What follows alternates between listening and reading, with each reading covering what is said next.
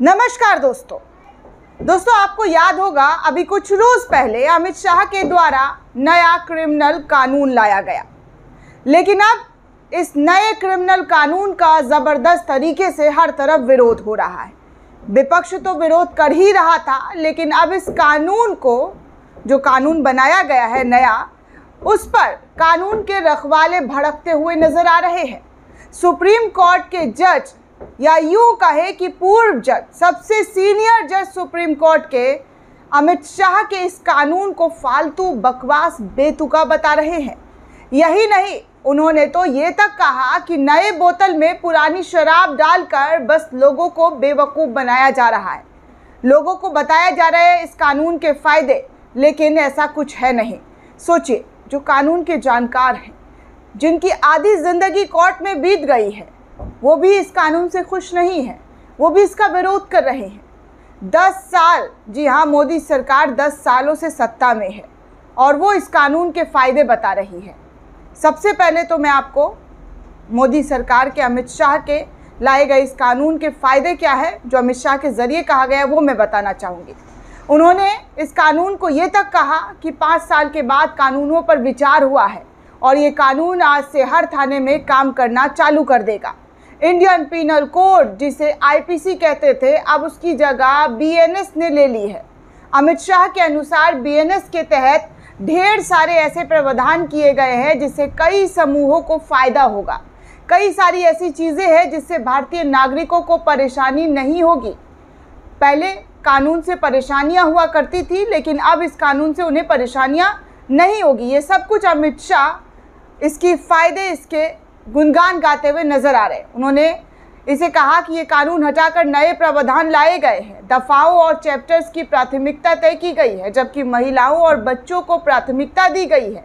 Gang rape के लिए अब 20 साल की सज़ा या आजीवन कारावास होगी और नाबालिग के साथ रेप के मौत की सज़ा दी जाएगी। इस तरीके की बातें इस कानून में जो है लाई गई है। ये सब कुछ अमित शाह प्रेस कॉन्फ्रेंस के दौरान कह रहे थे। अमित शाह ने आगे इस प्रेस कॉन्फ्रेंस में जानकारी देते हुए कहा कि पीड़ितों का बयान उसके घर पर महिला अधिकारियों की उपस्थिति में और परिजनों की उपस्थिति में लेने का प्रावधान भी ला दिया गया है।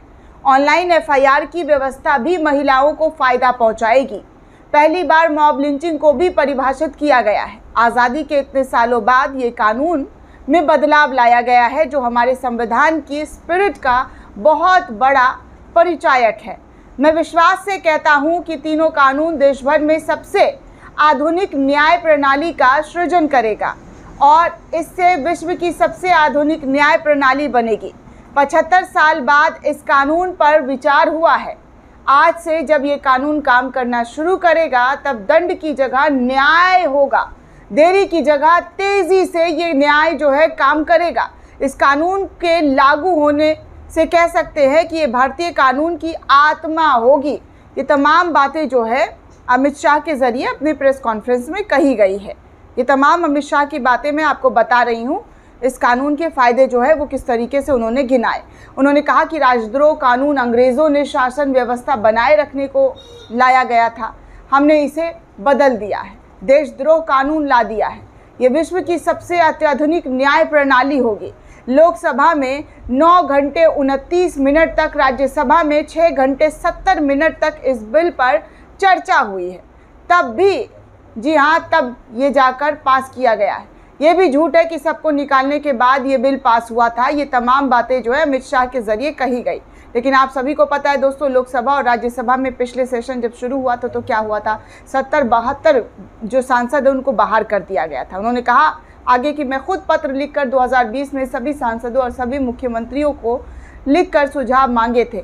सभी जजों से इस बारे में सुझाव भी दिए गए थे। 3 महीने गृह विभाग की समिति में सभी सांसदों से सुझाव लिए गए। 93 बदलाव के बाद बिल को पारित किया गया है। ये सारी बातें अमित शाह के ज़रिए अपने प्रेस कॉन्फ्रेंस में कही गई, बताई गई। अब चलिए आपको बताते हैं कानून के जानकार के बारे में, सुप्रीम कोर्ट के पूर्व जस्टिस चलमेश्वर के बारे में, कि उन्होंने इस कानून को लेकर क्या कहा।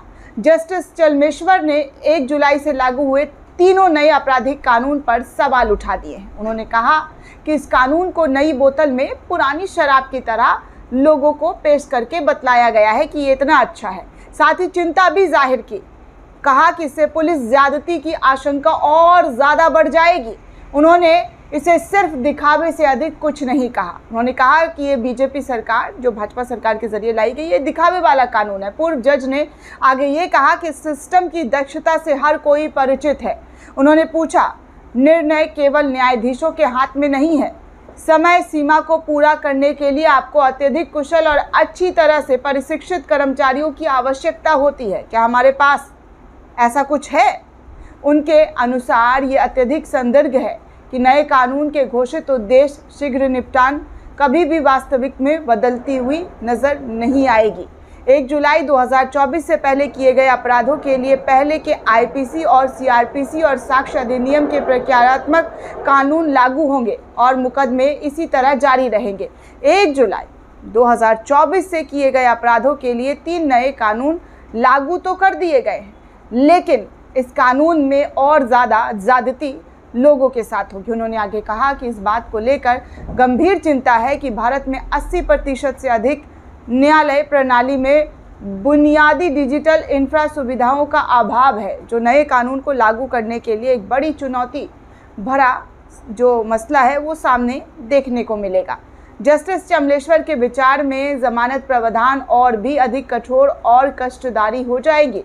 उन्होंने कहा कि गंभीर अपराधों के लिए पुलिस हिरासत में अधिकतम हिरासत अवधि 15 दिनों की थी, लेकिन अब इसे बढ़ाकर 90 दिन कर दी गई है।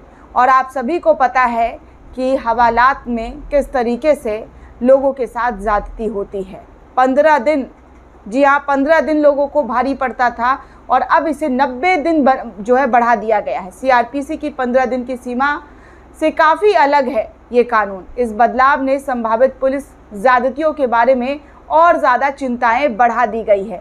ये तमाम बातें जो है जस्टिस चमलेश्वर के ज़रिए कही गई है। मोदी सरकार के लाए गए कानून पर कई सारे सवाल उठा दिए हैं। उन्होंने कहा कि सिर्फ और सिर्फ ढकोसला के लिए ये तमाम कानून लाए गए हैं, जिससे किसी का कुछ होने जाने वाला नहीं है। दोस्तों, आप इस कानून के बारे में क्या सोचते हैं? आपकी क्या प्रतिक्रिया है? हमें कमेंट करके ज़रूर बताइएगा। साथ ही साथ चैनल को ज़्यादा से ज़्यादा लाइक, शेयर और सब्सक्राइब करना बिल्कुल भी ना भूलें।